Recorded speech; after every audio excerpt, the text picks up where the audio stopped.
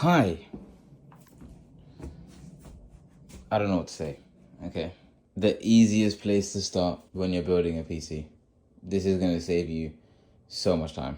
Controversial as hell, but the best place to start when building a gaming PC is to always install your power supply first. Reason being, most of the wires are going to be coming out of this thing. So when the wires come out, obviously you're installing it inside the case. It's always best to start with a power supply because you can instantly install it. Then you know all of your cables and wiring are already there for you to install when your motherboard is in there. So you don't have to worry about dealing with the backside of the PC unless you're doing cable management. The way I look at starting to build a PC is power supply first, always. Second is motherboard preparation. Air cooler or AIO, it's always motherboard prep.